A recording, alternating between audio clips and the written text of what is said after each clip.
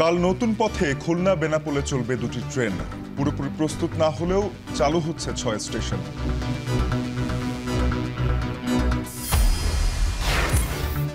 গণ অভ্যুত্থানে আহত কিশোর আরাফাতের মৃত্যু, বৈষম্য বিরোধী ছাত্র আন্দোলনের শোক।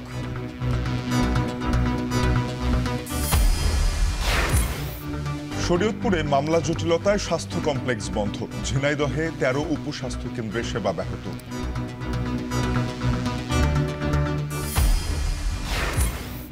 আবারও পানামা খাল দখলের হুমকি ট্রাম্পের, মার্কিন জাহাজে বাড়তি মাশুল নেয়ার অভিযোগ।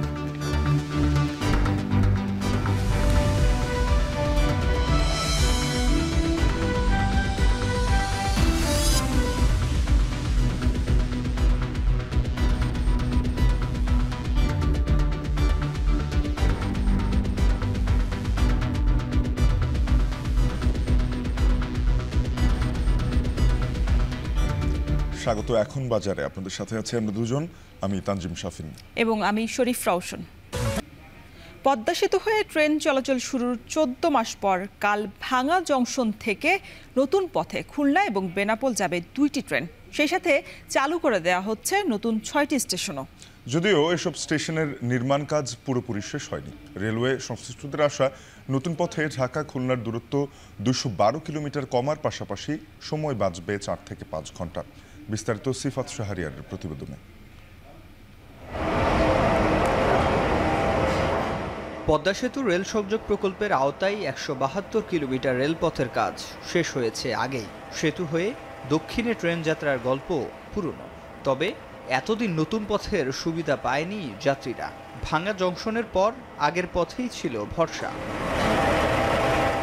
উদ্বোধনের ১৪ মাস পর এবার খবর এলো ভাঙা জংশন থেকে পুরনো পথে নয়, নতুন পথে চলবে ২ জোড়া ট্রেন।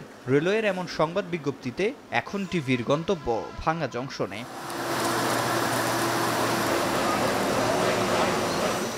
গিয়ে দেখা গেল দেশের অত্যাধুনিক স্টেশনটির বিশালতা দৃশ্যমান হয়েছে ঠিকই, তবে অসম্পূর্ণ অনেক কাজ। চলন্ত সিঁড়ি এখনো মোড়কবন্দি, চলছে নির্মাণ শ্রমিকদের মাটি খোঁড়াখুড়ি।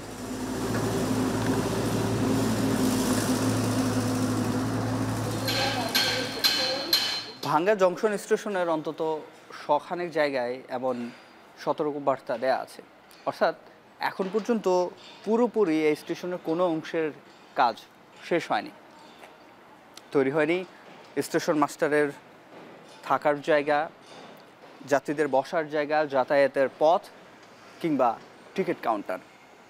তবে এর মধ্যেই আগামীকাল এই স্টেশন চালু হতে যাচ্ছে, থামবে ২ জোড়া ট্রেনও। তাতে জেগেছে যাত্রীদের নিরাপত্তা ঝুঁকিও। কি বলছে কর্তৃপক্ষ? যাত্রীর ওঠানামা করবার জন্য কিংবা মালপত্র লোডিং আনলোডিংয়ের জন্য আমাদের বিশেষ নিরাপত্তা বাহিনী RNB থাকবে। এছাড়া রেলের পুলিশ আছে। যত দ্রুত সম্ভব বাংলাদেশের রেলওয়ে এই স্টেশন বুঝে নেবে। শুধু ভাঙা জংশন নয়, খুলনা পর্যন্ত মঙ্গলবার চালু হবে আরও অন্তত ৬টি নতুন স্টেশন। এর মধ্যে জাহানাবাদ এক্সপ্রেস ট্রেনটি বিরতি দেবে কাশিয়ানী জংশন, লোহাগড়া, নড়াইল, সিঙ্গিয়া জংশন ও নোয়াপাড়া স্টেশন। আর রূপসী বাংলা এক্সপ্রেস থামবে কাশিয়ানী জংশন, নড়াইল ও যশোর জংশন। ট্রেনটি ঢাকা থেকে সকাল 11:15টায় যাত্রা শুরু করে বেনাপোল পৌঁছাবে দুপুর 2:30টায়, যেটি বেনাপোল থেকে বিকেল 3:30টায় ফিরতি যাত্রা করে সন্ধ্যা 7টায় ঢাকায় পৌঁছাবে। আর জাহানাবাদ এক্সপ্রেস খুলনা থেকে ভোর 6টায় রওনা করে ঢাকায় পৌঁছাবে সকাল 10:45টায়, ফের রাত 8টায় ঢাকা স্টেশন ছাড়বে, যেটি রাত 12টার আগেই খুলনা পৌঁছাবে। নতুন 2 জোড়া ট্রেন চলার খবরে ফরিদপুর, গোপালগঞ্জ, নড়াইল সহ দক্ষিণের কয়েকটি জেলার যাত্রীরা বেশ উচ্ছ্বসিত। এই যে আমার ঘর, এখান থেকে এখানে যদি ট্রেন থামে তাহলে আমাদের জন্য খুবই সুবিধা হয়। ফরিদপুর থেকে ঢাকা যেতে পারবে, এখান থেকে ফরিদপুর বা ঢাকা, খুলনা। প্রথমত যাতায়াতে খুব সুবিধা হবে, 1 ঘন্টার মধ্যেই চলে আসা যাবে। আমার বাড়ির সামনে মনে করেন কিছু রেল থামবে, বেশি দেরি হবে না তো।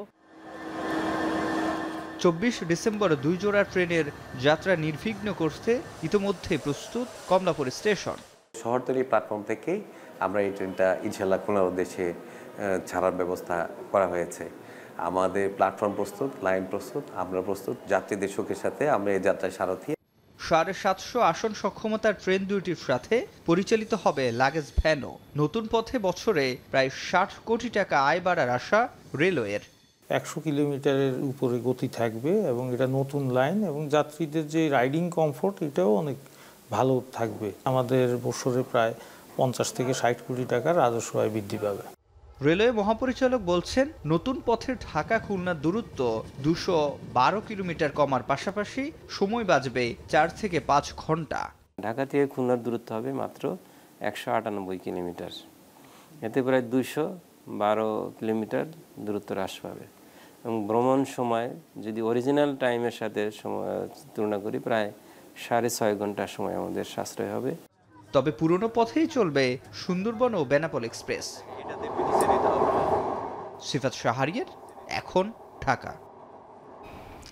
এদিকে পদ্মা সেতু রেল সংযোগ প্রকল্পের মাধ্যমে প্রথমবারের মতো রেলপথ ব্যবহারের সুযোগ পাচ্ছেন নড়াইলবাসী।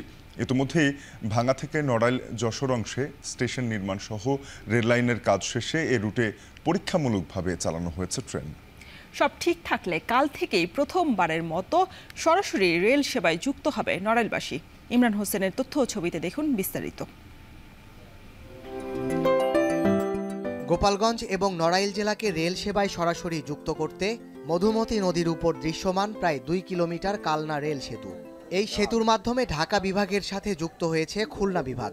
আগামী 24 ডিসেম্বর ঢাকা থেকে ভাঙ্গা হয়ে বেনাপোল পর্যন্ত যাত্রী নিয়ে ছুটে আসা রেল চলাচলের জন্য শতভাগ প্রস্তুত সেতুটি।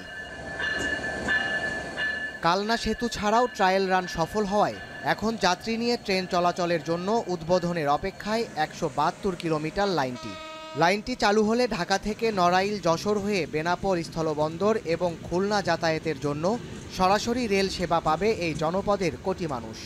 এই অঞ্চলের সাধারণ মানুষ, এই অঞ্চলের ব্যবসায়ীরা, অর্থনৈতিক চাকা বৈপ্লবিক পরিবর্তন আসবে। ট্রেন লাইন চালু হওয়ার প্রেক্ষিতে আমরা খুব কম খরচে এটা আমরা পণ্যগুলো পেয়ে যাব। ভোরবেলা উঠে আমরা ঢাকায় যাব, মালামাল কিনে আবার 2-3 ঘন্টার ভিতরে ফিরে চলে আসব। আমাদের অনেক সাশ্রয় হবে, আমরা অনেক লাভবান হব। চীনের ঠিকাদারি প্রতিষ্ঠান চায়না রেলওয়ে গ্রুপ লিমিটেডের তত্ত্বাবধানে নির্মিত এই প্রকল্পে স্টেশন আছে 20টি, যার মধ্যে 14টি নতুন নির্মাণ করা হয়েছে। দীর্ঘ এই রেলপথে জংশন হবে ভাঙ্গা, কাশিয়ানী ও যশোরের পদ্মবিলায়। সব ঠিক থাকলে আগামী 24 ডিসেম্বর আনুষ্ঠানিকভাবে এ পথ দিয়ে ছুটবে রেল। আর রেল চলাচল ঘিরে উচ্ছ্বাসের কমতি নেই স্থানীয়দের। ট্রেন চলাচল শুরু হয়ে যাচ্ছে, এজন্য আমরা নড়াইলবাসী খুব আনন্দিত এবং গর্বিত। খুব অল্প সময়ে নড়াইল থেকে ঢাকা আর নড়াইল থেকে খুলনা, বেনাপোল সহ ভারত সহ বিভিন্ন জায়গায় যাতায়াত করা যাবে। কৃষকরা কৃষিজাত দ্রব্য তারা সহজেই ঢাকা সহ অন্যান্য জেলায় এগুলো নিয়ে যেতে পারবে এবং ব্যবসারও ব্যাপক সম্প্রসারণ হবে। ইতোমধ্যেই রেল যাত্রাকে ঘিরে শুরু হয়েছে টিকিট বিক্রি। স্টেশন ছাড়াও অনলাইনেও টিকিট সংগ্রহ করতে পারছেন যাত্রীরা। ঢাকা খুলনা, খুলনা ঢাকা, বেনাপোল ঢাকা এর মধ্যে দিয়ে 2 জোড়া ট্রেন চলাচল শুরু হইবে। স্টেশনের কর্তৃপক্ষ, রেল কর্তৃপক্ষ ইতিমধ্যে গাড়ি চলাচলের সকল প্রস্তুতি সম্পন্ন করেছেন।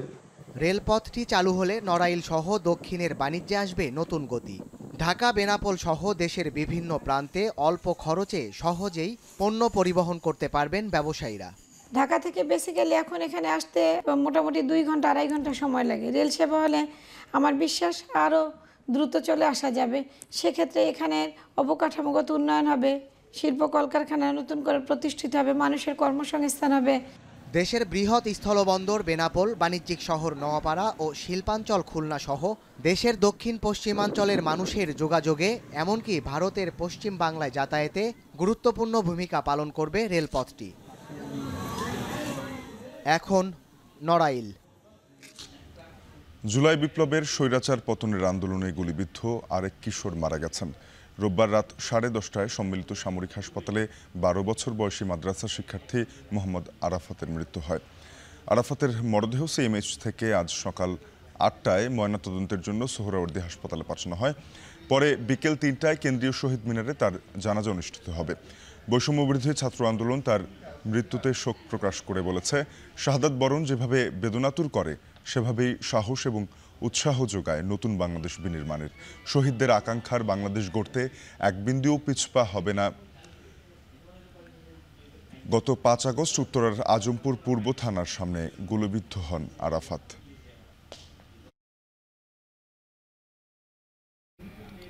ভাতা ২৫,০০০ থেকে ৫০,০০০-এ উন্নীত করার দাবি নিয়ে রাজধানীর শাহবাগ মোড়ে অবরোধ করে পোস্ট গ্রাজুয়েট প্রাইভেট ট্রেনি চিকিৎসকরা। সার্জিস আলমের মাধ্যমে অর্থ এবং স্বাস্থ্য মন্ত্রণালয়ের আশ্বাসে কয়েক ঘণ্টা পর শাহবাগ ছেড়ে ঘরে ফেরেন চিকিৎসকরা। বৃহস্পতিবার বিকেল ৫টার মধ্যে নবম গ্রেডের সকল সুবিধাসহ চিকিৎসকদের দাবি না মানলে বৈষম্য বিরোধী ছাত্র আন্দোলন ও চিকিৎসকদের সঙ্গে আন্দোলনে নামার হুঁশিয়ারি দিয়েছে। আরও জানাচ্ছেন মুজাহিদ শুভ। ভাতা বাড়ানোর দাবিতে রোববার দুপুর ১টা থেকে শাহবাগ মোড় অবরোধ করে অবস্থান করে পোস্ট গ্র্যাজুয়েট বেসরকারি ট্রেনি চিকিৎসকরা। ১৫,০০০ টাকা দিয়ে শুরু হলেও ১০ বছরে ২ দফায় ৫,০০০ টাকা করে বেড়ে এখন ভাতা পাচ্ছেন ২৫,০০০। সরকারি পোস্ট গ্র্যাজুয়েট ট্রেনি চিকিৎসকদের মতো বোনাস সহ অন্যান্য কোনো সুযোগ সুবিধা না থাকা এবং ৬ মাসে একবার ভাতা পাওয়ায় জীবনে নাভিশ্বাস উঠেছে বলে দাবিও তাদের। তাই রাস্তায় আটকে পড়া যানবাহন ও জনভোগান্তিতেও কোনো মাথা ব্যথা নেই যেন তাদের। তারা আর আশ্বস্ত হতে চায় না, তারা ডিরেক্ট প্রজ্ঞাপন চায়। আমরা তো আজকে এখানে প্রায় ২,০০০-২,০০০-এর মতো আছি, এরকম ১৫-২০,০০০ ডাক্তার কিন্তু চলে আসবে। কেন চলে আসবে? কারণ তাদের আজকে পেটে ক্ষুধা। কোয়ালিফাইড ডাক্তার বানাতে যেটা তার অধিকার সেটা তো তাকে দিতে হবে। আমাদের হসপিটালে গিয়ে আমি কালকে আমার বাচ্চা কাচ্চাকে কি খাওয়াবো, আমার ফ্যামিলিকে কিভাবে সাপোর্ট দিব, এটা মাথায় ঘুরে। সেখানে আমি রুগীর সাথে কিভাবে ভালো আচরণ করবো? সরকারি যেসব সুযোগ সুবিধা ওগুলো সবাই পাচ্ছে, বোনাস পাচ্ছে, সবকিছু পাচ্ছে। আমরা পাচ্ছি ২৫,০০০ করে, তাও ৬ মাস পর পর। যদি আমাদের দাবি দেওয়া মেনে না হয় তবে আমরা কঠোর কর্মসূচিতে যাব। আন্দোলন চলাকালে চিকিৎসকদের একটি প্রতিনিধি দল স্বাস্থ্য মন্ত্রণালয়ে যেয়ে ৪৮ ঘণ্টায় সমস্যা সমাধানের আশ্বাস পায়। তবে এরপরও তারা চালিয়ে যায় অবস্থান ধর্মঘট। এবার তাদেরকে শাহবাগ মোড় ছেড়ে দিতে অনুরোধ করতে আসেন বঙ্গবন্ধু শেখ মুজিব মেডিকেল বিশ্ববিদ্যালয়ের উপাচার্য অধ্যাপক ডাক্তার শাহিনুল আলম। তাদের জন্য আবারও মন্ত্রণালয়ে যাবার আশ্বাস দিয়েও ব্যর্থ হন তিনি। আমরা আজকে আবার যাব আপনাদের পক্ষে কথা বলার জন্য। আমরা আশাবাদী আপনারা একটু সময় দেন আমাদেরকে। একটু ধৈর্য ধরেন। আপনি আবার যান, আমরা ততক্ষণ আছি, আপনি নিয়ে আসেন প্রজ্ঞাপন, আমরা আছি। বিকেল ৫টায় শাহবাগে আসেন সার্জিস আলম। দীর্ঘক্ষণ চিকিৎসকদের বোঝানোর পর বৃহস্পতিবার বিকেল ৫টার মধ্যে সমস্যা সমাধানের আশ্বাস দেন। স্বাস্থ্য মন্ত্রণালয় অর্থ মন্ত্রণালয়ের সাথে কথা বলে আমাদেরকে কমিটমেন্ট দিয়েছে, এখানে কোনো আশা না। নবম গ্রেড সমমান সুযোগ সুবিধা সম্পন্ন ভাতা এবং অন্যান্য সুবিধা, সেই সুযোগ সুবিধা সম্পন্ন যে ঘোষণাটি হবে, এই ঘোষণা বৃহস্পতিবার বিকাল ৫টার মধ্যে আসতে হবে।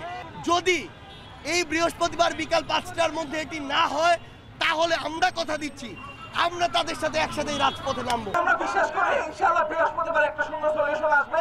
বিজয় মিছিলের মাধ্যমে আমাদের এই সুন্দর সমস্যার একটা সমাধান আসবে এবং আমরা কর্মবিরতি উচ্চ করে আমরা কাজে ফিরব। আশ্বাসে খানিক শান্ত হয়ে বিকেল ৫:১৫টায় শাহবাগ ছেড়ে দিলেও কর্মবিরতি চলমান থাকবে বলে হুঁশিয়ারি দেয় বিক্ষুব্ধ চিকিৎসকরা। প্রজ্ঞাপন বা লিখিত প্রতিশ্রুতি ছাড়া কোনো আশ্বাসেই এবার মাঠ ছাড়বে না বলেও সাফ জানিয়ে দেন তারা। মুজাহিদ শুভ, এখন, ঢাকা। শীতে বিপর্যস্ত জনজীবন, সবচেয়ে বেশি কষ্টে আছেন নিম্ন আয়ের মানুষ। হাসপাতালে বাড়ছে ঠান্ডাজনিত রোগীদের ভিড়, সবচেয়ে বেশি আক্রান্ত হচ্ছে শিশু বয়স্করা। এ নিয়ে বিস্তারিত জানাতে যশোর সদর হাসপাতাল থেকে যুক্ত হয়েছেন সহকর্মী রিপন হোসেন এবং মৌলভীবাজার থেকে আছেন সহকর্মী এম এ হামিদ। শুরুতেই যাব যশোরে। রিপন, জানাবেন যশোরে আজকের দিনে তাপমাত্রা কত রেকর্ড করা হলো, পাশাপাশি ঠান্ডাজনিত রোগের কি খবর? যশোরে আজকে সর্বনিম্ন তাপমাত্রা রেকর্ড করা হয়েছে 12.4 ডিগ্রি সেলসিয়াস। আবহাওয়া অধিদপ্তর বলছে এই তাপমাত্রা আরো নিচে নামতে পারে। তবে এই প্রভাবে কিন্তু আমরা দেখেছি যে হাসপাতালে রোগীর সংখ্যা বাড়ছে। আমরা দেখেছি যে গত কয়েকদিনের তাপমাত্রা 10 থেকে 15 ডিগ্রির মধ্যে ওঠানামা করছে। এই অবস্থায় হাসপাতালগুলোতে যেমন রোগীর সংখ্যা বাড়ছে, নিম্ন আয়ের যে মানুষগুলো রয়েছে তারা আসলে কষ্টে রয়েছে। হাসপাতালে আমরা দেখেছি যে সবচেয়ে বেশি আক্রান্ত হচ্ছে শিশু এবং বয়স্করা। এই হাসপাতালে আসলে 250 বেড হাসপাতাল হলে এখানে 600 থেকে 700 রোগী ভর্তি থাকে এমনকি দেখছি। এবং এই হাসপাতালের যে বেড সংখ্যার ছাড়িয়ে মেঝেতে রোগী রয়েছে তারা চিকিৎসা নিচ্ছে, এতে করে যারা চিকিৎসা নিচ্ছে তাদের কিন্তু সমস্যা হচ্ছে। তবে যারা হাসপাতাল কর্তৃপক্ষ রয়েছে, হাসপাতাল কর্তৃপক্ষ বলছে তাদের সাথে সাধ্যমতো চেষ্টা করছে তাদের যে নার্স রয়েছে পর্যাপ্ত না থাকলেও যে জনবল রয়েছে সেই জনবল দিয়েই তারা সেবা দেওয়ার চেষ্টা করছে। তবে যারা হাসপাতালে চিকিৎসা নিতে আসছেন তারা বলছেন যে এই অবস্থায় আসলে তাদের জন্য কষ্ট হচ্ছে, যেহেতু বেড না থাকার কারণে অনেকে মেঝেতে থাকতে হচ্ছে, অনেকের আবার দেখছি বারান্দায় রোগী রয়েছে। এই অবস্থায় আসলে তারা সমস্যার মধ্যে রয়েছেন। তবে যারা রোগী রয়েছে তারা বলছেন যে এখানে যে চিকিৎসা নিতে পারছেন এটাও অনেক বড় ব্যাপার, কারণ যে পরিমাণে রোগীর চাপ রয়েছে সে পরিমাণে আসলে জায়গা সংকট রয়েছে। যদি জায়গার আরো পরিমাণ বাড়ানো যেত তাহলে হয়তো আরো সুবিধা হতো। সব মিলে শীত যত বাড়ছে রোগীর সংখ্যা তত বাড়ছে। তবে এই ছিল এখান থেকে আমার কাছে সর্বশেষ সাপিক। এবারে মৌলভীবাজার সদর হাসপাতালে যাব। হামিদ, জানাবেন যে হাসপাতালে রোগীদের চাপ কেমন, চিকিৎসকরা কি পরামর্শ দিচ্ছেন?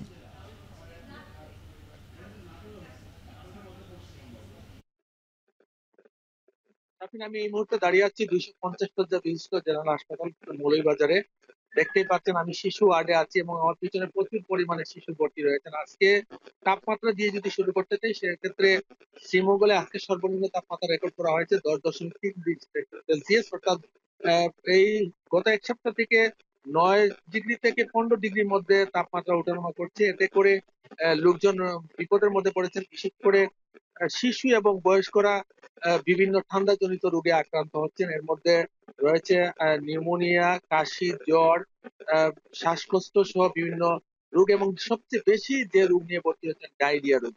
আমি এ বিষয়ে কথা বলেছিলাম ডাক্তারদের সাথে, তারা আমাকে বলেছেন যে এই মুহূর্তে গরম কাপড় পরে এবং যতটুকু সম্ভব কাজ না থাকলে ঘরের বাইরে না যাওয়াটাই উত্তম এবং শিশুদেরকে সবচেয়ে বেশি খেয়ালে রাখতে হবে যাতে তাদের এই ঠান্ডার মধ্যে আরো ঠান্ডা লেগে না যায়। অনেক শিশু কিন্তু নিউমোনিয়া এবং শ্বাসকষ্ট নিয়ে ভর্তি হয়েছেন এবং আজকের কথা যদি বলি, আজকে কেন এবং শিশু ওয়ার্ড মিলিয়ে 40 জন রোগী ভর্তি রয়েছেন এবং গত এক সপ্তাহে 66 জন রোগী ভর্তি ছিলেন, তার মধ্যে বেশিরভাগ রোগী ছিলেন নিউমোনিয়া এবং শ্বাসকষ্ট রোগী। এছাড়া ডায়রিয়া ওয়ার্ডে গত এক সপ্তাহে 98 জন ভর্তি হয়ে চিকিৎসা নিয়েছেন, আজকেও সেখানে 32 জন রোগী ভর্তি রয়েছেন। এছাড়াও মেডিসিন ওয়ার্ডে বেশ কিছু বিপুল পরিমাণে রোগীরা রয়েছেন। রোগীদের সাথে কথা বলে জেনেছি যে তারা বলছেন যে সরকারি হাসপাতালে চিকিৎসা পেয়ে তারা সন্তুষ্ট, অর্থাৎ এখানে বিনামূল্যে অনেকগুলো শিশুদের ঔষধ দেওয়া হয় বা বয়স্কদের দেওয়া হয় যেগুলো নিয়ে তারা সন্তুষ্ট। এছাড়া বাইরের কথা যদি বলি তাহলে চা শ্রমিক সহ অন্যান্য যে দিনমজুররা রয়েছেন তারা কিন্তু বিভিন্ন সমস্যার মধ্যে পড়ছেন এবং ঠান্ডার জন্য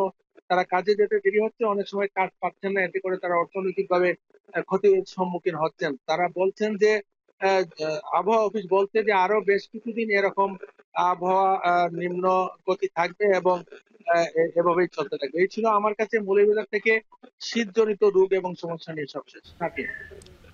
মৌলভীবাজার এবং যশোর থেকে শীত ও ঠান্ডাজনিত রোগের খবর জানাচ্ছিলেন সহকর্মী এম এ হামিদ ও রিপন হোসেন। এদিকে মানিকগঞ্জের আড়তগুলোতে বেড়েছে শীতকালীন সবজির সরবরাহ। গত 5 দিনের ব্যবধানে কেজি প্রতি কমেছে 15 টাকা পর্যন্ত। এ বিষয়ে আরো বিস্তারিত জানাতে মানিকগঞ্জ ভাটবাউর সবজির আড়ত থেকে যুক্ত হচ্ছেন সহকর্মী আসাদ জামান। আসাদ, আড়তে কেজি প্রতি 15 টাকা কমায় খুচরা বাজারে এর প্রভাব কতটা পড়েছে, বিস্তারিত জানাবেন।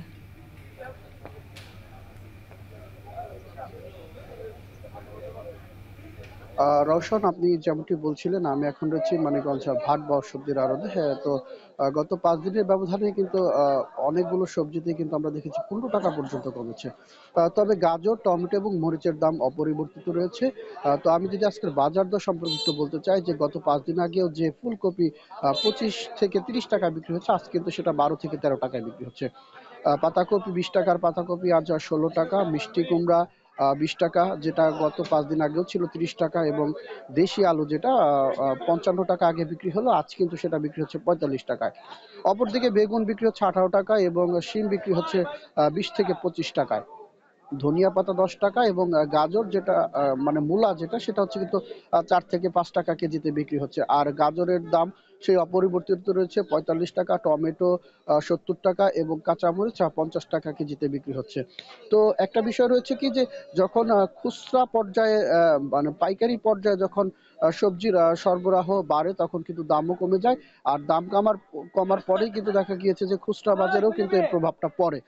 তো যখন খুচরা বাজারে যখন আজ ফুলকপি যে ক্ষেত্রে 12 টাকা করে পাইকারি থেকে কেনা হয়েছে, এটা কিন্তু খুচরা বাজারে তারা সর্বোচ্চ 18 থেকে 20 টাকা বা 22 টাকা তারা বিক্রি করবে বলে আমরা খুচরা ব্যবসায়ীদের কাছে জানতে পেরেছি। কারণ এখান থেকে তাদের কিনে নেওয়ার পর আড়তদারি সহ তারপর বিভিন্ন পরিবহন খাতে তাদের টাকা দিতে হয়। সেক্ষেত্রে তাদের বাজারের ভাড়া এবং কর্মচারী থাকলে সেগুলো দিতে হয়। তো এই ক্ষেত্রে কিন্তু তাদের বেশি টাকা একটু বেশিতে বিক্রি করতে হয়। অপরদিকে যারা খুচরা ব্যবসায়ী রয়েছে তারাও কিন্তু জানিয়েছে যে দাম কমলে আমরাও কমে বিক্রি করতে পারি। তো রওশন, এই ছিল আমার কাছ থেকে সবজির বাজারের সর্বশেষ সংবাদ। মানিকগঞ্জে শীতকালীন সবজির বাজার পরিস্থিতি জানাতে যুক্ত ছিলেন সহকর্মী আসাদ জামান। ঘন কুয়াশার কারণে নাটোর বগুড়া মহাসড়কের ঢাকোপাড়া এলাকায় রাস্তায় দাঁড়িয়ে থাকা ট্রাকের সাথে 5টি ট্রাকের সংঘর্ষ হয়েছে। এতে আহত হয়েছেন অন্তত 4 জন। নাটোর বগুড়া মহাসড়কে বন্ধ রয়েছে যান চলাচল। এ নিয়ে আরো জানাতে নাটোর থেকে যুক্ত হয়েছেন সহকর্মী মাহবুব হোসেন। মাহবুব, জানাবেন যে দুর্ঘটনাস্থলে উদ্ধার কার্যক্রম শুরু হয়েছে কিনা, সে সঙ্গে আরো জানাবেন যে মহাসড়কে যান চলাচল স্বাভাবিক করা গেছে কিনা।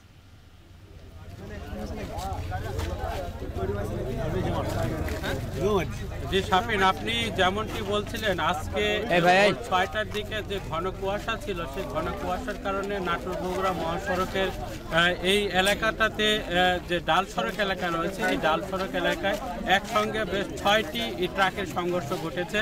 প্রথমে নাটোর বগুড়া থেকে নাটোরগামী একটি ট্রাকের সঙ্গে যে বালুবাহী ট্রাক ছিল, সেই ট্রাকের সঙ্গে সংঘর্ষ শুরু হয়। এরপরে যে এর পিছনে যে ট্রাকগুলো ছিল, সেই ট্রাকে একে একে কিন্তু সংঘর্ষ ঘটে এবং এই সংঘর্ষের কারণে এই একটি ট্রাক সেটি খাদে পড়ে গেছে এবং এটি স্থানীয় যারা ছিলেন, এই স্থানীয়রা এটি দেখার পরে তারা ছুটে আসেন এবং ফায়ার সার্ভিসকে খবর দেন।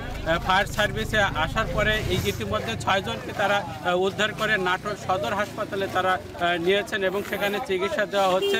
তবে নাটোর বগুড়া মহাসড়কের এই রাস্তার মাঝখানে ট্রাকটি পড়ে থাকার কারণে কিন্তু এই মুহূর্তে যান চলাচল বন্ধ রয়েছে এবং এটি হয়তো সরানোর পরে তারপরে যান চলাচল স্বাভাবিক করা সম্ভব হবে। তবে ফায়ার সার্ভিসে এই মুহূর্তে উদ্ধার তৎপরতা আমরা দেখতে পাচ্ছি এবং হাইওয়ে পুলিশে তারাও এখানে এসেছেন। তবে এই ট্রাকটি সরাতে বেশ সময় লাগবে, তারা আমাদেরকে এমনটি জানিয়েছেন। এখন এইটি কতক্ষণ নাগাদ সরাতে সময় লাগবে সেটি কিন্তু সেভাবে নিশ্চিত বলা যাচ্ছে না। তবে এই ট্রাকটি না সরানোর কারণে কিন্তু এই পাশটাতে দেখতে পাবেন যে এই ট্রাকটি না সরানোর কারণে কিন্তু এই মহাসড়কে যান চলাচল স্বাভাবিক করা সম্ভব হবে না। শাফিন, তবে উদ্ধার কাজ এখানে স্থানীয়রা যারা রয়েছে তারা কিন্তু উদ্ধার কাজে সহযোগিতা করছেন। ফায়ার সার্ভিস এবং যে হাইওয়ে পুলিশ রয়েছেন তারা কিন্তু এই উদ্ধার তৎপরতা চালিয়ে যাচ্ছেন। তবে এই যান চলাচল স্বাভাবিক করতে অনেকটাই সময় লাগবে বলে তারা আমাদেরকে এমনটি জানিয়েছেন এবং রাস্তার যে দুই পাশে রয়েছে, এদিকে নাটোর এবং এই পাশটাতে বগুড়া থেকে যেসব যানবাহন এসছে, এইসব যানবাহন কিন্তু এখন রাস্তাতে আটকে পড়ে রয়েছেন। তবে এতে করে কিন্তু যারা যাত্রীরা রয়েছেন তারা কিন্তু যে গন্তব্যস্থলে যাওয়ার জন্য তারা কিন্তু সেভাবে যেতে পারছেন না। এতে করে কিন্তু যারা অফিসগামী রয়েছেন, যারা বিভিন্ন জায়গায় যাবেন, তারা কিন্তু ভোগান্তির মধ্যে পড়েছেন এবং এই যান চলাচলটা স্বাভাবিক না হওয়া পর্যন্ত কিন্তু মহাসড়ক স্বাভাবিক বলা যাবে না বা সেটি সম্ভব হবে না। শাফিন, এই ছিল নাটোর থেকে আমার কাছে সবশেষ তথ্য। নাটোর বগুড়া মহাসড়কে সড়ক দুর্ঘটনায় বন্ধ রয়েছে যান চলাচল, এ নিয়ে জানাচ্ছিলেন সহকর্মী মাহবুব হোসেন। শরীয়তপুরের নড়িয়ায় নতুন 50 শয্যার উপজেলা স্বাস্থ্য কমপ্লেক্সের নির্মাণ কাজ শেষ হলেও মামলা জটিলতায় চালু হচ্ছে না চিকিৎসা কার্যক্রম। জেলার একমাত্র আইসিইউ নির্ভর হাসপাতালটি চালু না হওয়ায় ভোগান্তিতে চিকিৎসক এবং সেবা প্রত্যাশীরা। অব্যবহৃত থাকায় নষ্ট হচ্ছে হাসপাতালের রোগ নির্ণয়ের মূল্যবান যন্ত্রপাতিও। সজীব খানের ক্যামেরায় বিস্তারিত জানাচ্ছেন কাজী মনিরুজ্জামান। নড়িয়া উপজেলার নতুন স্বাস্থ্য কমপ্লেক্স, আধুনিক নকশায় নির্মিত মূল ভবন, আছে staff quarter, doctors dormitory, nurse dormitory, উপজেলা স্বাস্থ্য ও পরিবার পরিকল্পনা কর্মকর্তার বাসভবন, রয়েছে রোগ নির্ণয়ের অত্যাধুনিক যন্ত্র, নিরবচ্ছিন্ন বিদ্যুৎ সুবিধা নিশ্চিতে আছে উচ্চ ক্ষমতার জেনারেটর, শীতাতপ নিয়ন্ত্রিত যন্ত্র আর সার্বিক নিরাপত্তায় হাসপাতাল চত্বর জুড়ে বসানো হয়েছে সিসি ক্যামেরা। এত সব আয়োজন থাকার পরও দীর্ঘ 6 মাসেও উদ্বোধন হয়নি হাসপাতালটি। ফলে দুর্ভোগে 14 ইউনিয়ন ও পৌরসভার কয়েক লাখ সেবা প্রত্যাশী। হাসপাতালের কার্যক্রম শুরু না হওয়ায় ক্ষুব্ধ স্থানীয়রা। আর স্থাপনা বুঝিয়ে দিতে না পেরে জটিলতায় ভুগছেন ঠিকাদারি প্রতিষ্ঠান। মানুষের এই যে বাচ্চা হইতে গেলে অনেক সমস্যা, কোনো চিকিৎসা নাই, গ্যাঞ্জাম হইলে ডাক্তার নাই, হাসপাতাল নাই। চালু না হলে সেবা নিবে কি করি? চালু হলে তো মানুষের জনগণ আইবে, যাইবে, চিকিৎসা নেবে। এদিকে পদ্মার তীরবর্তী ভাঙন কবলিত এলাকায় ঝুঁকি নিয়ে পুরাতন হাসপাতালে স্বল্প পরিসরে সেবা দিয়ে যাচ্ছে কর্তৃপক্ষ। ভবনের অভাবে অস্ত্রোপচার, এক্স-রে ও প্যাথোলজি বিভাগ বন্ধ রয়েছে। ফলে চিকিৎসা সেবা নিতে আসা রোগীর চাপ সামাল দিতে হিমশিম অবস্থা কর্তৃপক্ষের। মূল ভবন না থাকার কারণে আমাদের ছোট জায়গার মধ্যে চিকিৎসা নিতে খুবই অসুবিধা হয়। একেবারে এমনভাবে থাকে পেশেন্টরা, আমাদের চিকিৎসা দিতেও খুবই কষ্ট হয়। এদিকে আধুনিক ভবন ও চিকিৎসা সামগ্রী থাকা সত্ত্বেও বঞ্চিত থাকছেন নড়িয়াবাসী। আর দিনের পর দিন অকেজো পড়ে থাকায় নষ্ট হচ্ছে মূল্যবান যন্ত্রপাতি। সরকারি যে বাসভবনগুলোতে আমাদের এমার্জেন্সি, আউটডোর, অফিস, ওটি, প্যাথোলজি এগুলো আমরা স্বল্প পরিসরে চালাই যাচ্ছি রুমের অভাবে। 6 একর জমির ওপর 51 কোটি টাকা ব্যয়ে নতুন করে গড়ে তোলা হয়েছে 50 শয্যা বিশিষ্ট নড়িয়া উপজেলা স্বাস্থ্য কমপ্লেক্স। সব ধরনের জটিলতা কাটিয়ে অচিরেই এই উপজেলা স্বাস্থ্য কমপ্লেক্সটি চিকিৎসা সেবার জন্য খুলে দেবে, এমনটাই দাবি নড়িয়াবাসীর। কাজী মনিরুজ্জামান, এখন নড়িয়া শরীয়তপুর। ঝিনাইদহ ইউনিয়ন উপস্বাস্থ্য কেন্দ্রগুলোতে রোগীরা সুচিকিৎসা বঞ্চিত হচ্ছেন। চিকিৎসক সংকট নিয়ে চলছে ঝিনাইদহের 13টি উপস্বাস্থ্য কেন্দ্র। এই সুযোগ নিয়ে অফিস সহায়ক, কমিউনিটি মেডিকেল অফিসাররা হয়ে উঠেছেন ডাক্তার। দ্রুত সংকট কাটিয়ে চিকিৎসা সেবার দাবি এলাকাবাসীর। বিস্তারিত দেখুন প্রতিবেদনে। আসিয়া খাতুন, সবার কাছে তিনি আসিয়া খালা নামে পরিচিত। বয়সের ভারে নুয়ে পড়লেও আসিয়া খালাই যেন কেন্দ্রের ভরসা। ডাক্তার না থাকলেও তাকে পাওয়া যায় সর্বক্ষণ। একজন চিকিৎসক সহ 3 জন থাকার কথা থাকলেও বেশিরভাগ সময় কেন্দ্রটিতে থাকেন তিনি। এই চিত্র হরিশঙ্করপুর ইউনিয়ন উপস্বাস্থ্য কেন্দ্রের। আমার গ্রুপে আমরা 3 জন, এফপিআই 1 জন, 4 জন। এফপিআই একা আসি, এই 3 দিন এফডব্লিউ ছুটি নেছে। ওই তার থানা অফিস থেকে, স্যাটেলাইট থেকে আমি তার ধরে বেড়াতে পারি না। একই চিত্র জেলার আবাইপুর ইউনিয়ন উপস্বাস্থ্য কেন্দ্রের। 2012 সালের পর থেকে ডাক্তার নেই এখানে। মেডিকেল অ্যাসিস্ট্যান্ট থাকলেও অফিসে দেখা মেলে না কারো। ফলে অফিস সহায়ক মনিরুল ইসলাম এই কেন্দ্রের রোগীদের ভরসা হয়ে দাঁড়িয়েছেন। রোগীরা আসলে তাদের সাথে কুশল বিনিময় করেন, তাদের দুঃখ দুর্দশা দেখে নিজেও মাঝে মাঝে ছোটখাটো রোগের ওষুধ দেন। প্রতিদিন গড়ে প্রায় 100 শতাধিক রোগী সামলান তিনি। এখানে এমবিবিএস ডাক্তার নাই অলরেডি, তা বেশ কয়েক বছর, তা অন্তত 2-3 বছর হবে। আবাইপুর ইউনিয়ন উপস্বাস্থ্য কেন্দ্র, হরিশঙ্করপুর ইউনিয়ন উপস্বাস্থ্য কেন্দ্র, নেয়ামতপুর ইউনিয়ন উপস্বাস্থ্য কেন্দ্র, কচুয়া উপস্বাস্থ্য কেন্দ্র সহ 8টি উপস্বাস্থ্য কেন্দ্রের এমবিবিএস ডাক্তারের পদ শূন্য। এছাড়াও জনবল কাঠামোর অভাবে প্রায় 15 বছর ধরে বন্ধ রয়েছে প্রত্যন্ত অঞ্চল মহেশপুরের মান্দারবাড়িয়া ইউনিয়ন উপস্বাস্থ্য কেন্দ্র। গ্রামের লোকজন চিকিৎসা নিতে আসে, কিন্তু এখানে ভালো কোনো ডাক্তার নাই। জায়গায় এসে ফেরত যেতে হয়, ওষুধ পাই না। আমরা গরিব মানুষ, আমাদের কষ্ট হয়। এখন ভালো ডাক্তার থাকলে আমাদের ঝিনাইদহ যেতে লাগে না। সরকারের কাছে আগতি মিনতি যেন এখানে জন্য একটা আছেন ভালো কোনো ডাক্তার আমাদের জন্য দেয়। আমাদের স্বাস্থ্য কেন্দ্রে যে মেডিকেল অফিসার আছেন তিনি এখানে যথাযথ চিকিৎসা সেবা দিচ্ছেন না। তিনি গত 2 বছর যাবত আমাদের স্বাস্থ্য কেন্দ্রে উপস্থিত থাকেন না। এলাকার যেসব রোগী আছে তাদেরকে দায়বদ্ধ হয়ে বা বাধ্য হয়ে আমাদের জেলা শহরে যে চিকিৎসা সেবা নিতে হচ্ছে। বুড়ো বুড়ো রোগী আজকে জোয়ান মধ্যে রোগীও বুড়ো হয়ে যাচ্ছে এই হাসপাতালে এসে, কিন্তু কোনো আজ আমাদের এমবিবিএস ডাক্তার নেই। ডাক্তার ও নার্স শূন্যতার কারণে উপস্বাস্থ্য কেন্দ্রগুলোতে চিকিৎসা সেবা দেওয়া কঠিন হচ্ছে স্বীকার করলেন সিভিল সার্জনও। বেশিরভাগ ক্ষেত্রেই মেডিকেল অফিসার শূন্য। স্যাকমো প্রতিটা ক্ষেত্রে উপস্থিত থাকতে পারেন না। কোনো কোনো কেন্দ্রে স্যাকমোদেরও নিয়োগ নাই। প্রায় 14 বছর যাবৎ এসএসএমওদের কোনো নিয়োগ এখনো হয়নি। এই অবস্থায় আমাদের উপস্বাস্থ্য কেন্দ্রের স্বাস্থ্যসেবা পরিচালনা করা কিছুটা বিঘ্নিত হচ্ছে। স্বাস্থ্য বিভাগের দেওয়া তথ্য মতে ইউনিয়ন স্বাস্থ্য কেন্দ্রগুলোতে গড়ে প্রতিদিন সেবা নিতে আসেন 100 থেকে 115 জন মানুষ। এখন ঝিনাইদহ। এবার দেশের বাইরের খবর।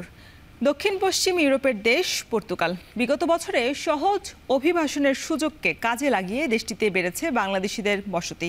দেশটির রাজধানী লিসবনে রয়েছে সবচেয়ে বেশি বাংলাদেশি।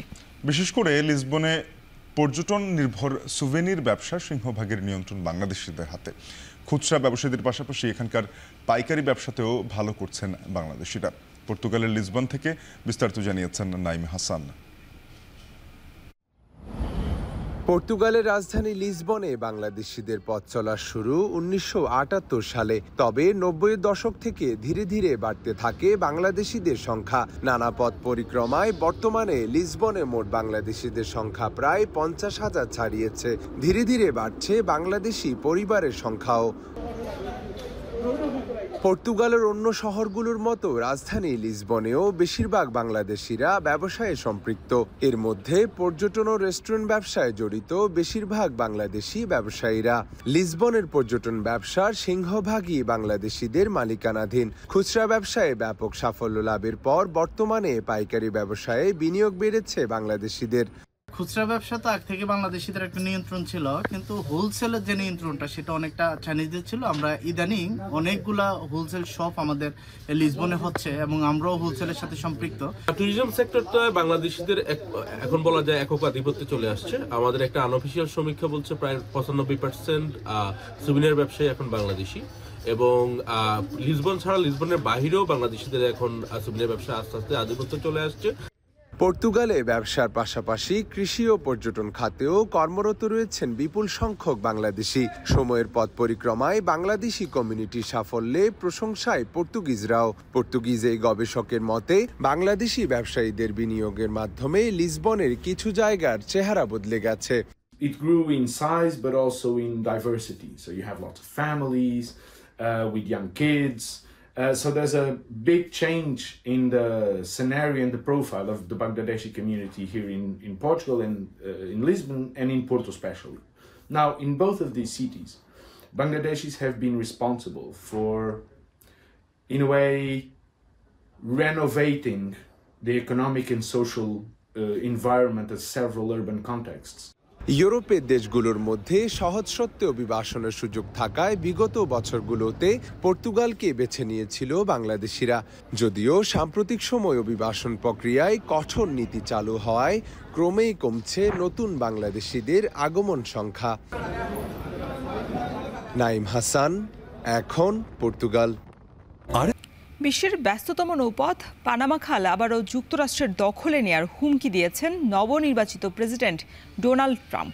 মার্কিন জাহাজে অতিরিক্ত মাশুল আদায়ের অভিযোগে এমন হুঁশিয়ারি দেন তিনি। এছাড়া এ অঞ্চলে চীনের ক্রমবর্ধমান প্রভাবকেও ইঙ্গিত করেছেন ট্রাম্প। আরও জানাচ্ছেন তানভীর জনি। বিশ্বের নৌপথ বাণিজ্যের প্রায় ৫% হয়ে থাকে আটলান্টিক ও প্রশান্ত মহাসাগরের সংযোগকারী পানামা খাল দিয়ে। এই খালের প্রধান ব্যবহারকারী যুক্তরাষ্ট্র, চীন, জাপান ও দক্ষিণ কোরিয়া। খালটি খননে বড় ভূমিকা ছিল যুক্তরাষ্ট্রের। 1914 সালে পানামা খালের নির্মাণ কাজ শেষ হলেও দীর্ঘদিন ধরে সেটি যৌথভাবে পরিচালনা করেছে যুক্তরাষ্ট্র ও পানামা প্রশাসন। 1999 সালে যুক্তরাষ্ট্র সরকার খালের নিয়ন্ত্রণ পুরোপুরি ছেড়ে দেয় পানামার হাতে। এবার পানামা খাল আবারও নিজেদের দখলে নেয়ার হুমকি দিয়েছেন ডোনাল্ড ট্রাম্প। নিজের সামাজিক যোগাযোগ মাধ্যম ট্রুথ সোশ্যালের এক পোস্টে ট্রাম্প বলেন, পানামা খালের দায়িত্ব ভুল হাতে পড়ুক সেটি তিনি চান না। এছাড়া এই অঞ্চলকে চীনের প্রভাবমুক্ত রাখতে বদ্ধপরিকর তিনি। China now controls it. They actually control the Panama Canal. They run it, they control it. And we shouldn't let that happen. And we can't let China be in Cuba. And they'll get out. If I'm president, they'll get out. Because I had a very good relationship with President Xi, but he respected this country, he respected me, and he'll get out. And we can't let them run the Panama Canal. We built the Panama Canal. Should have never been given to Panama. We should have had it. ট্রাম্পের অভিযোগ, গুরুত্বপূর্ণ এই জলপথে মার্কিন জাহাজকেও অতিরিক্ত অর্থ মাশুল দিতে হচ্ছে। তার দাবি, যুক্তরাষ্ট্র এই খাল নির্মাণ করেছে, অথচ মার্কিন জাহাজে এ ধরনের মাশুল আদায় হাস্যকর ব্যাপার। লাতিন আমেরিকার দেশ পানামা যুক্তরাষ্ট্রের মিত্র রাষ্ট্র। এর আগেও মিত্রদের বিরুদ্ধে হুমকি দিতে পিছপা হননি ডোনাল্ড ট্রাম্প। বিশ্লেষকদের মতে একটি স্বাধীন দেশকে তার ভূখণ্ড যুক্তরাষ্ট্রের কাছে ছেড়ে দেওয়ার হুঁশিয়ারি বিরল ঘটনা, যদিও এখন পর্যন্ত এই বিষয়ে কোনো মন্তব্য করেনি পানামা কর্তৃপক্ষ। তানভীর জনি, এখন বিশ্ব। এম এ আজিজ স্টেডিয়ামকে 10 বছরে পরিবর্তনে 25 বছরের জন্য বরাদ্দ চায় বাফুফে। এজন্য মন্ত্রণালয়ে আবেদন করা হয়েছে, জানিয়েছেন বাফুফের সাধারণ সম্পাদক ইমরান হোসেন তুষার। ফিফার অর্থায়নে কমলাপুর ও বাফুফের টার্ফ সংস্কার করতে চায় ফেডারেশন। পরিকল্পনা আছে আরও 4 থেকে 5টি স্টেডিয়াম সংস্কারের। বিস্তারিত ফারহান ইহসানের প্রতিবেদনে। বছরের শেষ দিকে দেশের ফুটবলে এসছে সুখবর। লেস্টার সিটি তারকা হামজা চৌধুরী খেলবেন বাংলাদেশের হয়ে। এর পাশাপাশি এম এ আজিজ স্টেডিয়াম 10 বছরের জন্য ব্যবহারের অনুমতি পাওয়া বাফুফের জন্য সুসংবাদই বটে। তবে এখনই ব্যবহার উপযোগী নয় স্টেডিয়ামটি, তার জন্য দরকার সংস্কার কাজ। ফিফার ফান্ডিং নিয়ম অনুযায়ী স্টেডিয়ামের পূর্ণাঙ্গ সংস্কার কাজের জন্য দরকার আরও বেশ খানিকটা সময়। এম এ আজিজ স্টেডিয়ামটা আসলে আমরা 25 বছরের জন্য চেয়েছি, বিকজ ফিফা এফসির যে ফান্ডিং ক্রাইটেরিয়া আছে যে অ্যাটলিস্ট 20 বছর উইথ অ্যাপ্লিকেশন ডেট। সো আমি যখন থেকে পেলাম তখন অ্যাপ্লিকেশন করতে গেলে কিন্তু 20 বছর হয় না, 19 বছর হয়ে যাচ্ছে, 19 বছর সামথিং। সো আমাদের মন্ত্রণালয়ের প্রতি রিকোয়েস্ট রয়েছে এটা যেন কমপক্ষে 25 বছর দেওয়া হয়। এম এ আজিজ স্টেডিয়ামে সংস্কার কাজে সবচেয়ে বড় সংযোজন হতে পারে ম্যাচ কমিশনার ও রেফারিদের রুম। মাঠের বিভিন্ন পরিবর্তনের জন্য মন্ত্রণালয়কে নিজেদের প্রয়োজনের কথা জানিয়েছে বাফুফে।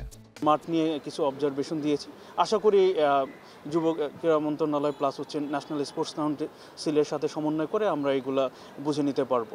আমরা মনে করি আসলে যদি এনএসসি একটু কাজ করে এটা আসলে ডিসেম্বরের মধ্যেই শেষ করা পসিবল। ইন্টারন্যাশনাল ম্যাচ হতে গেলে ম্যাচ কমিশনার এবং রেফারিদের রুমটা ম্যান্ডেটরি, রেফারিদের রুমটা আছে। তো আমরা তাদের সাথে যোগাযোগ করছি কিভাবে ম্যাচ কমিশনারের রুমটা ওইখানে দেওয়া যায়। বাফুফের স্টেডিয়াম ও কমলাপুরের নতুন টার্ফ বসানোর পরিকল্পনা আছে। যথাযথ পরিকল্পনা করে একসাথে আরও 4-5টি স্টেডিয়ামকেও সংস্কার কাজে অন্তর্ভুক্ত করবে ফেডারেশন। বাফুফের টার্ফ প্লাস কমলাপুর টার্ফ এটা 25 বছরের জন্য আমাদের লিজ দেওয়া হয়েছে। তো সেই অনুযায়ী আমরা মন্ত্রণালয়কে এবং এনএসসিকে আবার রিকোয়েস্ট করেছি। এখানে কিন্তু আপনার নিচের গ্রাউন্ডের অনেক কাজ আছে এবং স্প্রিংকুলার বসবে আপনাদের কমলাপুরে। সো ওইটার প্রাথমিক কাজগুলো সম্পূর্ণ শেষ করে রাখবে যেন আমাদের টার্ফ আসলে 2 সপ্তাহের মধ্যে কাজ শেষ করতে পারে। এটা ফুটবলের জন্য খুবই ভালো হবে এবং আমরা আরও চাই যে কিছু আরও 4-5টা স্টেডিয়াম বাফুফের যদি থাকে তাহলে সংস্কার কাজ আমরা কিন্তু সারা বছর করে নিব, তখন মাঠ নিয়ে আপনাদের যে কোশ্চেনগুলো এগুলো থাকবে না। 2024 সালে দেশের ফুটবলে এসছে বেশ কিছু সাফল্য।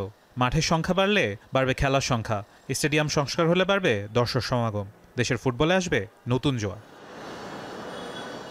ফারহান ইহসান, এখন, ঢাকা। এদিকে চোটের কারণে ঢাকা মেট্রোর হয়ে এনসিএল টি20 ফাইনালে খেলা হচ্ছে না মাহমুদুল্লাহ রিয়াদের। তাই ঝুঁকি না নিয়ে আপাতত বিপিএল এর জন্যই নিজেকে প্রস্তুত করতে চান এই অভিজ্ঞ ক্রিকেটার, জানিয়েছেন ঢাকা মেট্রোর কোচ মিজানুর রহমান বাবুল। বিস্তারিত জানাচ্ছেন Redwan Shawon. Mahmudullah Riyad the silent killer, tiger ক্রিকেটের আস্থার প্রতীক। দলের টপ অর্ডারের দুর্দিনেও যিনি উইলো হাতে দেখাতে পারেন বুড়ো হারের ম্যাজিক। সবশেষ 4 ওয়ানডেতে 450, ক্যারিবীয়দের বিপক্ষে 3টি, আফগানিস্তানের বিপক্ষে 2 রানে মিস হয়েছে সেঞ্চুরি। বয়স বাড়লেও যেন তরুণদের সাথে পাল্লা দিয়ে এখনো খেলে যাচ্ছেন ক্রিকেটটা। তবে দুর্দান্ত ফর্মে থাকা রিয়াদ এবার পড়েছেন ইনজুরির কবলে। উইন্ডিজদের বিপক্ষে আনফিট হয়েও লড়াই করেছেন মাঠে। পেন কিলার নিয়ে শরীরে ট্যাপিং করে শেষ করেছেন সিরিজটা। তবে এখনো আনফিট থাকায় ঢাকা মেট্রোর হয়ে এনসিএল টি20 ফাইনালে খেলা হচ্ছে না তার। মাহমুদুল্লাহ রিয়াদের সাথে আমরা যোগাযোগ করেছি, সে কিছুটা বিপিএল এর জন্য প্রস্তুতি নিচ্ছে, বিকজ অফ সে ওয়েস্ট ইন্ডিজে খেলে এসেছে। তার কিছুটা আনফিটই বলবো, যে সুস্থ হওয়ার জন্য সে চেষ্টা করছে। সেজন্য বিপিএল এর রিয়াদের দল ফরচুন বরিশালের কোচের ভূমিকায় থাকা বাবুল মনে করেন দেশের ক্রিকেট ইতিহাসের সেরা ফিনিশারের তকমাটা শুধুই রিয়াদের। দলের দুঃসময়ে সামনে থেকে লড়াইটা করতে জানেন তিনি। ওয়ান অফ দ্য বেস্ট ব্যাটসম্যানের মধ্যে মাহমুদুল্লাহ একজন, এবং ফিনিশার বলা যায়, বাংলাদেশের ফিনিশার তাকে বলতে পারি আমি, যে তার ব্যাটিং দিয়ে আমরা অনেক ম্যাচ বাংলাদেশ টিম অর্জন করেছে। তবে এনসিএল এর ফাইনালে রিয়াদকে অন্য ভূমিকায় চান ঢাকা মেট্রোর কোচ। দলে তার উপস্থিতিটাই যে বদলে দিতে পারে ড্রেসিং রুমের পরিবেশ। দর্শক হিসেবে অ্যাডভাইজার হিসেবে আসতে পারে না? হ্যাঁ আসতে পারে। আর মাহমুদুল ফোন দিবেন? অবশ্যই ফোন দিব। রেদওয়ান শাওন, এখন সিলেট। শেষ করব এখন বাজার। তার আগে শিরোনামগুলো জানিয়ে দিব আরো একবার। কাল নতুন পথে খুলনা বেনাপোলে চলবে 2টি ট্রেন। প্রস্তুত না হলেও চালু হচ্ছে 6 স্টেশন।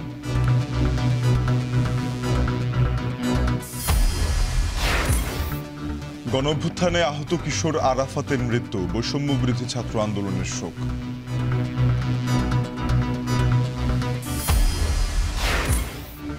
শরীয়তপুরে মামলা জটিলতায় স্বাস্থ্য কমপ্লেক্স বন্ধ, ঝিনাইদহে 13 উপস্বাস্থ্য কেন্দ্রে সেবা ব্যাহত।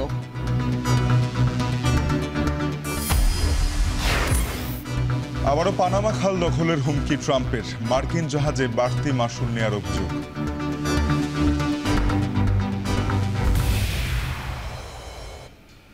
এই ছিল এখন বাজারের আয়োজনে। এখন টেলিভিশন ওয়েবসাইটে দেখতে ভিজিট করুন www.এখন.tv।